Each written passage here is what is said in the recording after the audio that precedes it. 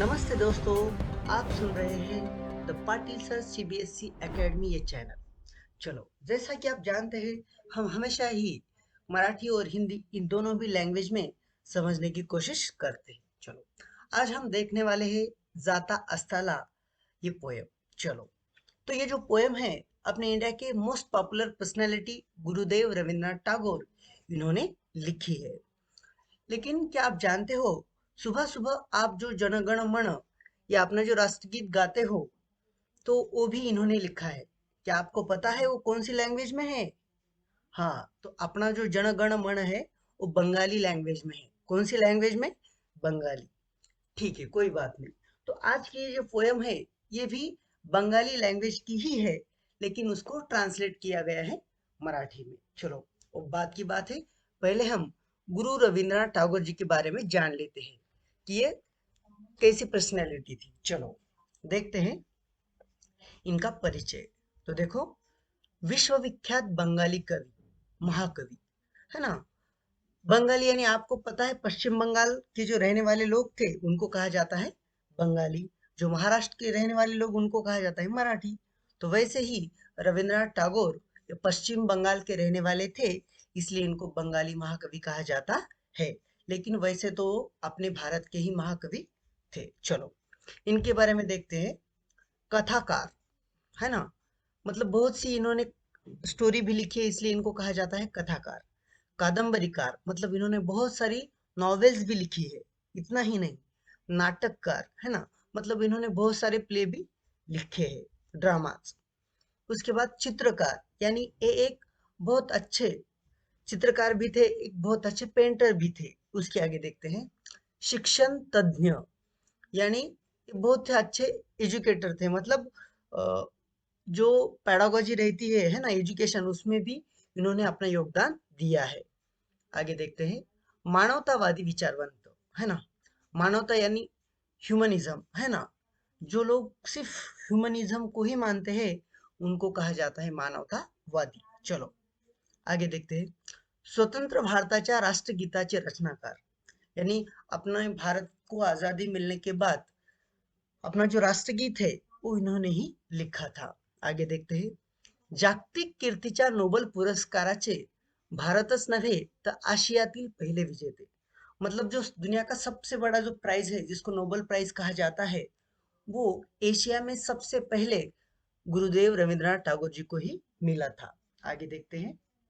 त्यांचे लेखन अनेक भाषांमध्ये अनुवादित झाले आहे, मतलब इन्होंने जो भी स्टोरीज लिखी है, जो भी नॉवेल्स लिखी है, उनका ट्रांसलेशन बहुत सारी भाषाओं में हुआ है। आगे देखते हैं।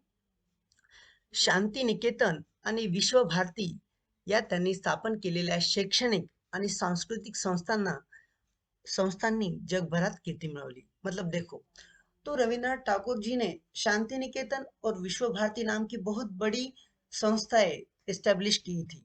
तो इन दो संस्थाओं ने कौन सी? एक शांति निकेतन और दूसरी विश्व भारती।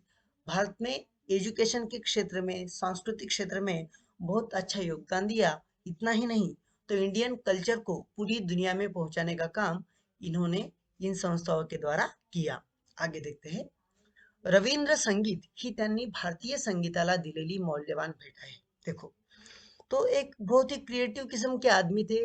मतलब आपको तो पता ही चला होगा कि जो आदमी स्टोरीज लिखता हो, नॉवेल्स लिखता हो, ड्रामे लिखता हो, पेंटर हो, अच्छा एजुकेशनिस्ट हो, तो कितनी डायनामिक पर्सनैलिटी की आदमी थे ये। तो इन्होंने खुद भी बहुत सारी चीजें न्यू क्रिएट की। तो वैसे ही रविंद्र संगीत, ये जो अपनी संगीत की फील्ड है इंडियन, उस फील्ड को इन्होंने एक बहुत ही अच्छा योगदान दिया रविंद्र संगीत के माध्यम से। आगे कहते हैं। देखो, ये जो नाम आप अब आगे वाले देखेंगे तो ये बंगाली नेम है ना, तो आपको लगता होगा कि ये कैसे नेम है। तो कवि कहिली, संध्या संगीत, प्रभात संगीत, जीवन स्मृति, छेले बेला और नोबेल पुरस्कार विजेता गीतांजली यासारखे त्यांचे काव्यसंग्रह आहेत। देखो, उन्होंने जो भी पोएम्स की, उनकी जो बुक है उनके नाम है यहाँ पे संध्या संगीत, है ना। संध्या संगीत यानी जब शाम के वक्त का संगीत कौन सा होता है, अलग होता है ना, साइलेंट। और प्रभात संगीत, आप तो प्रभात संगीत यानी सुबह सुबह का, जैसा हम भक्ति गीत वगैरह सुनते हैं ना, तो भक्ति गीतों को बोलते हैं प्रभात संगीत। तो इन्होंने उस नाम की एक स्टोरी बुक मतलब पोएम की बुक लिखी है, प्रभात संगीत नाम की। उसके बाद है जीवन स्मृति, छेलेबेला और गीतांजलि, ये इनकी पोएम की बुक है। आगे देखते हैं। विसर्जन, नौकाडुबी, गोरा, चतुरंग इत्यादि कादंबऱ्या आहेत। देखो इन्होंने जो भी नॉवेल्स लिखी है उनके नाम है विसर्जन, नौकाडुबी, गोरा और चतुरंग, ये इनकी नॉवेल्स के नाम है। आगे देखते हैं।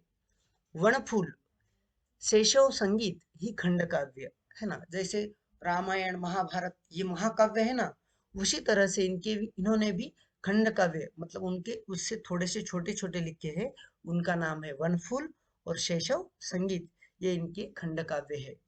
आगे देखते हैं। राजा, डाकघर इत्यादी नाटके यासारखे विपुल लेखन प्रसिद्ध आहे। मतलब इन्होंने राजा नाम का और डाकघर नाम का ये दो ड्रामे भी लिखे हैं, और इस तरह से इनका बहुत सारा लिटरेचर अवेलेबल है। आगे देखते हैं।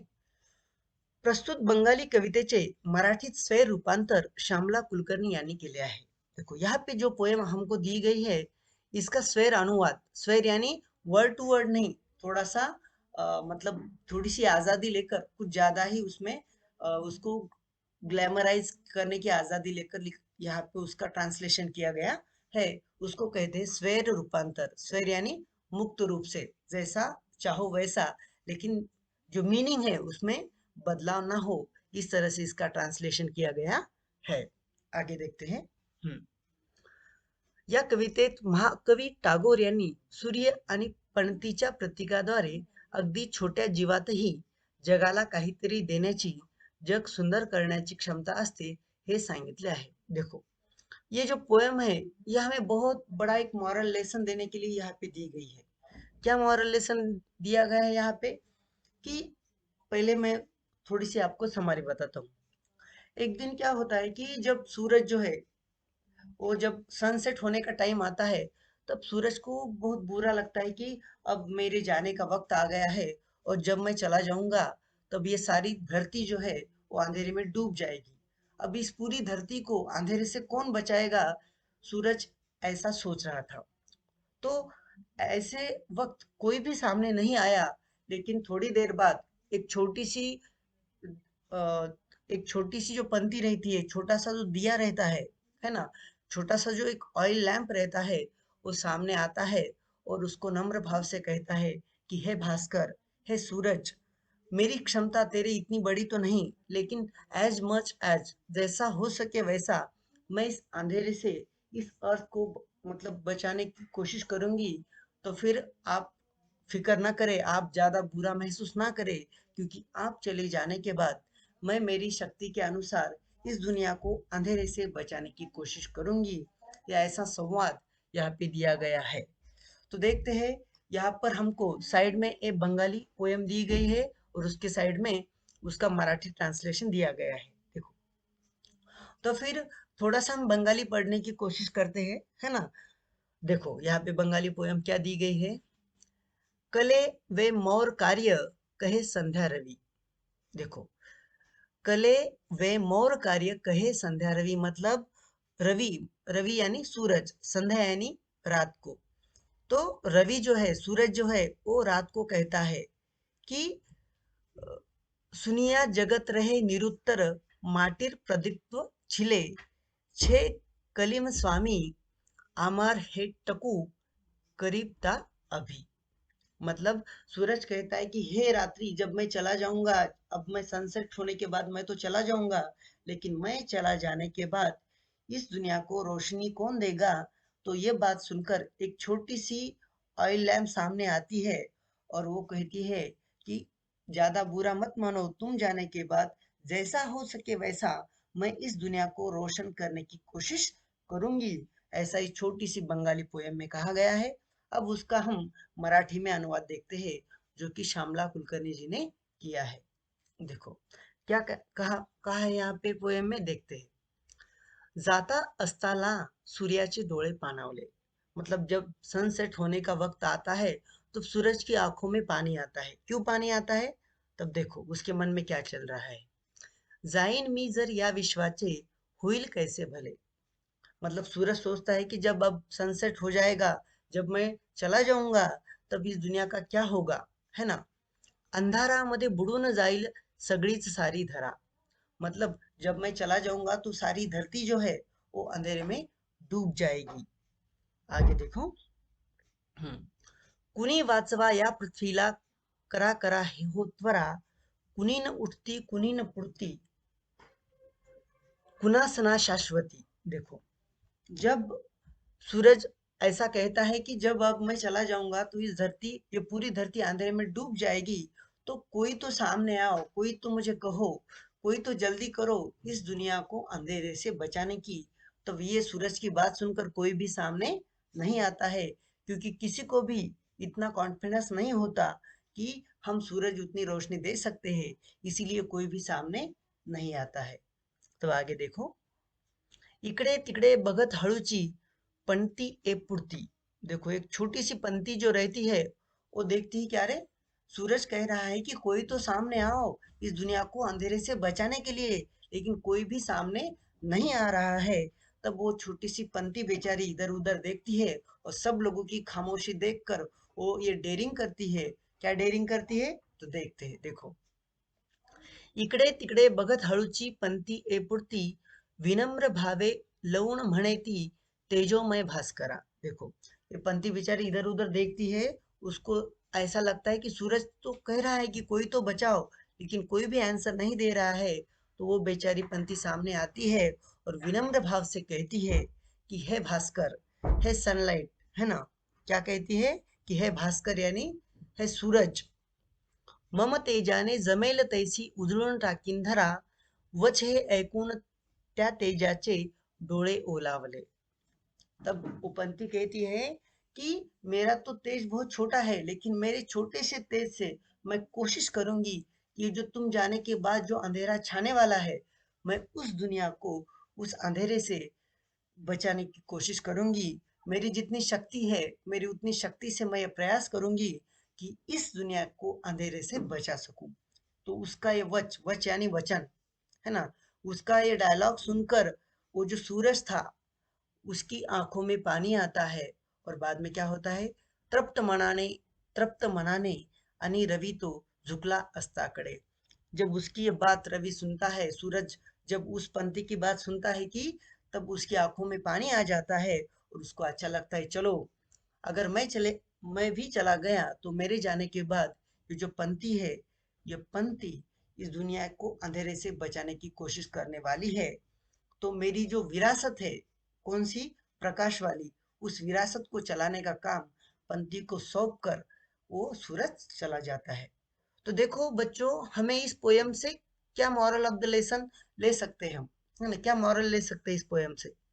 हम ये ले सकते हैं कि कभी कभार कुछ अफवाहें फैली रहती है ना, तब हमें ऐसा लगता है कि हम अकेले के प्रयास से थोड़ी ही ये अफवाह रुकने वाली है, लेकिन वैसा नहीं रहता।